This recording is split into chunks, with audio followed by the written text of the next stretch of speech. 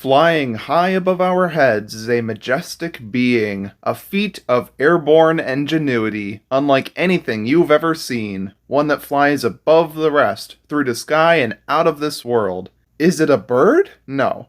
Is it a plane? No. It is the winged robot.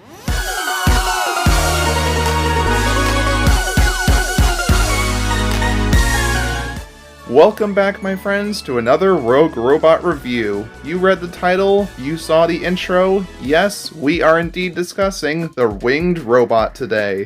An incredibly interesting looking WALL-E character for certain, one that I am overjoyed to share with you all today. Being a prominent member of the Axiom's Refreshments class of robots, as we shall soon see, the Wingbot was created by and large with seemingly only one job in mind, and that is to deliver drinks to thirsty passengers across the ship. He's a vessel for the beverages that now sustain humanity, whatever those are actually made from. Ooh. This isn't directly spelled out to us, but it can be inferred from observations of his design, a singular brief shot of him in the movie, and some concept art, all of which I will get to eventually. But let's first start things off with his glorious design. The main bulk of the winged robot's body consists of his little white head, which is comprised of a wider bottom piece that curves up the back, and then a second upper piece with a forehead that extends outwards in a bizarre upward slope. His head somewhat resembles that of Buffer's head in a way, but slightly different. On the front is his vision screen displaying a pair of little blue eyes, and below that, wrapping around his head, is a thin crease. Yep, we have another case of false mouth syndrome here, with it making him look like he has an awkward facial expression all the time. Going up the center of his face are a pair of pure red stripes, and imprinted onto his sort of left chin area is a small B&L logo. There is a large red panel on his back that is seemingly opened up for maintenance purposes, a band of red paint on his underside, and while I'm not entirely sure if he has any number written onto his body or not, what I do know is that on his left side, there lies a small red emblem of a cup with a straw in it. It's a really tricky detail to spot, and it's sometimes on the opposite side, but it just further confirms what his occupation is for us. Now, just in case some of you haven't noticed yet, this guy's head is nearly a one-to-one copy of that of 3782's head, aka the orange clawed robot, with just a few adjusted colors and some other tweaks. You don't believe me? Well, check this out. This is just another example of Angus MacLane's modular bot building system at work. But underneath his head are the attachment sites for his arms, with a series of extensions and hydraulics that branch outwards. Now, as you can see, this guy is seriously lacking in some core body parts, hands, fingers, claws, what have you, but he doesn't need them anyway. And that brings us, of course, to his wings.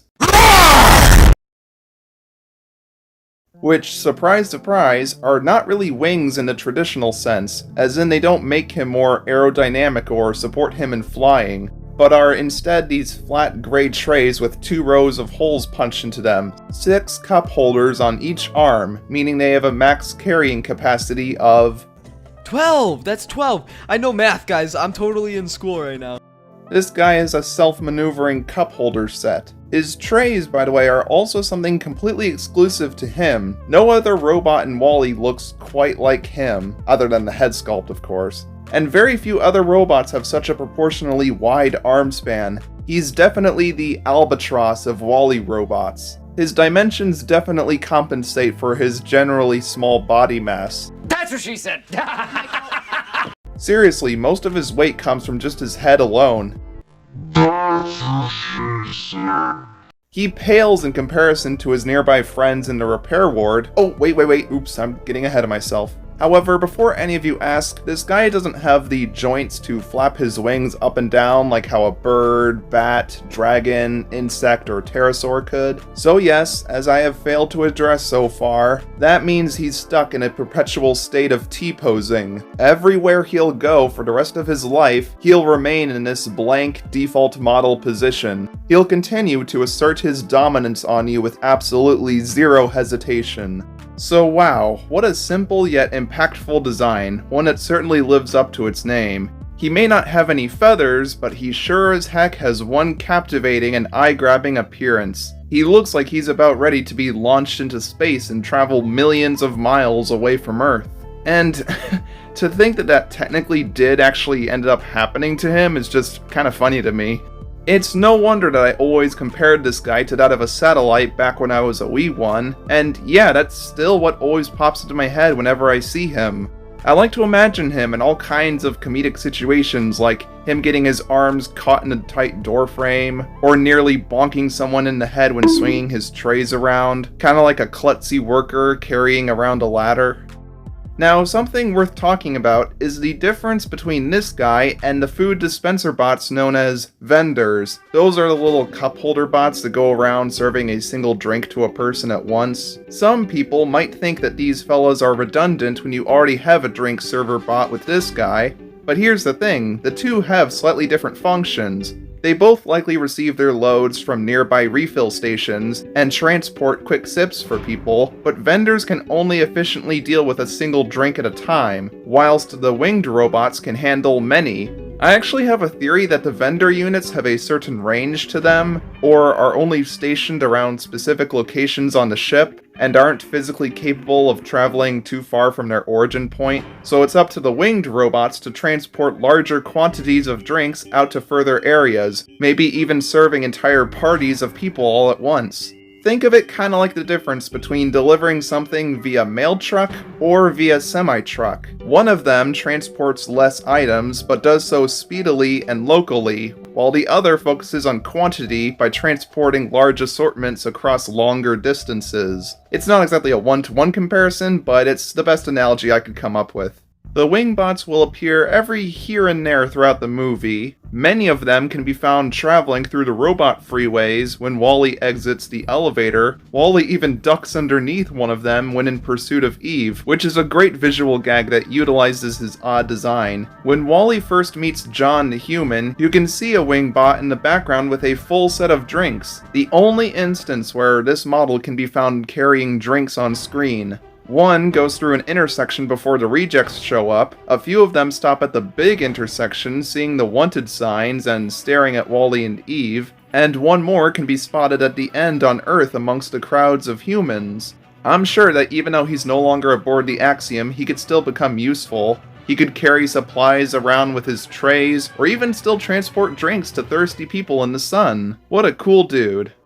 As per usual, that means it's time we'd let the reject wingbot fly on in. The rogue wingbot is kept in the repair ward in Group 5B, along with Spray, the previously covered blue grabber robot, and 202. Yeah, I bet 99% of you didn't even know that was his actual name, huh? I didn't for a while either.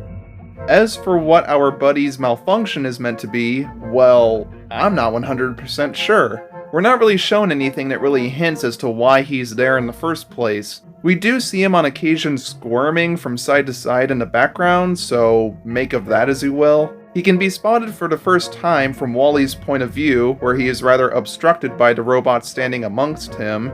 He's seen watching Wall-E as he runs by, which is our best look at the dude so far. After Wall-E accidentally shoots Eve's blaster and destroys the repair ward's security systems, releasing everybody, you know, just a typical Thursday. He is seen hopping out from his spot, though from the opposite side of the room from where he should be, jumping and cheering high above the crowd from behind the glass. But then he turns around and swoops down to look at Wall-E through the hole in the wall, only to hop forward in order to honor him and head back around for the exit, happy to be with the one who released him. He flies right out the repair ward entrance just like that, like a hawk that's just been released out into the wild, or an airplane that's just taken off the runway.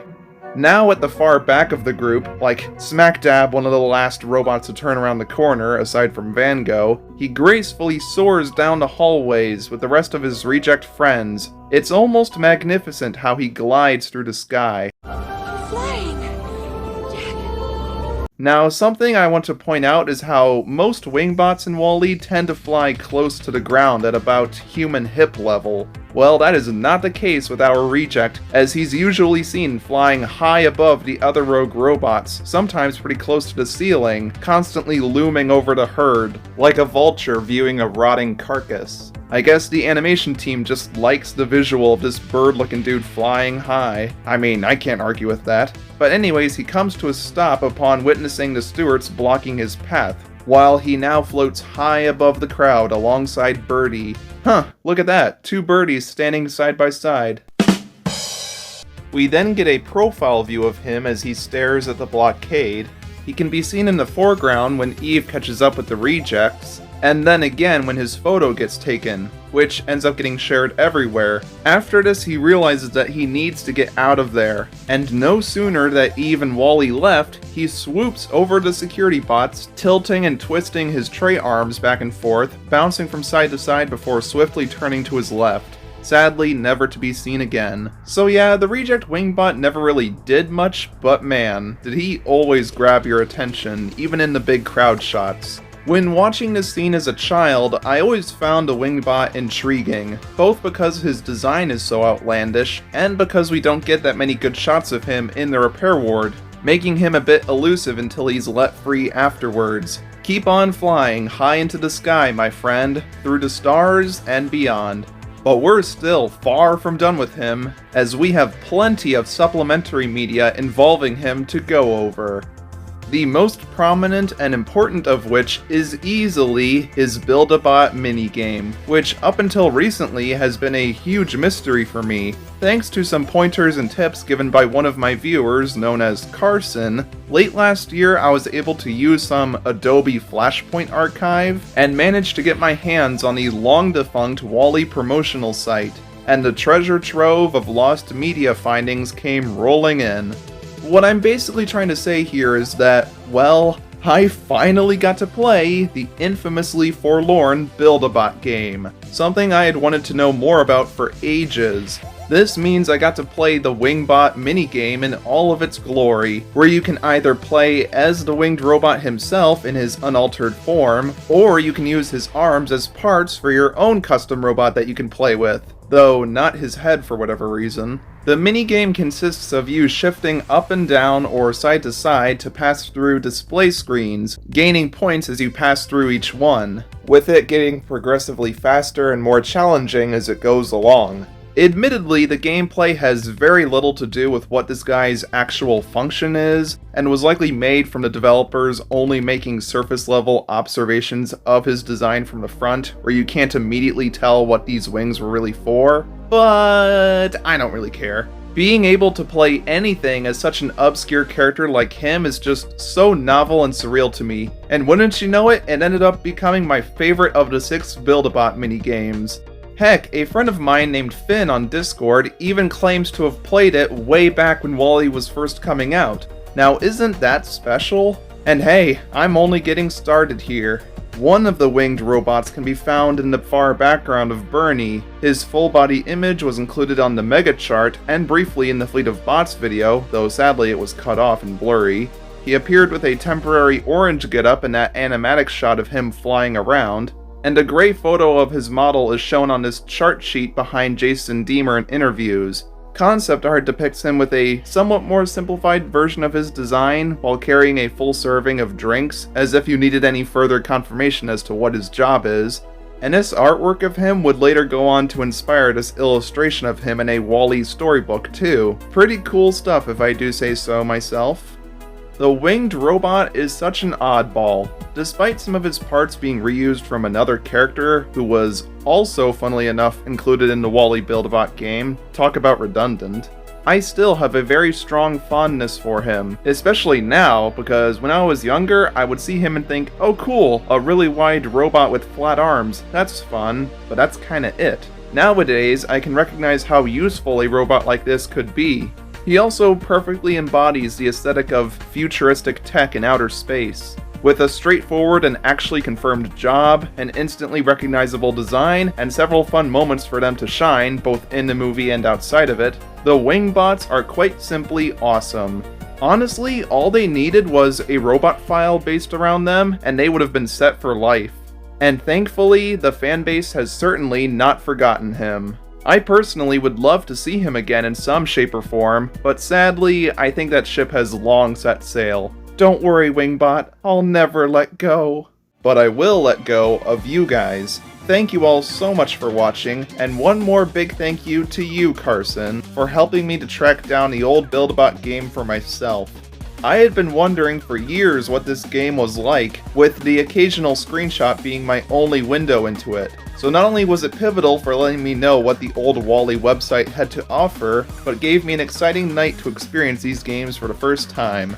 And that's something I will always appreciate. Thank you, Carson, and I shall see you all in the next one. Bye-bye!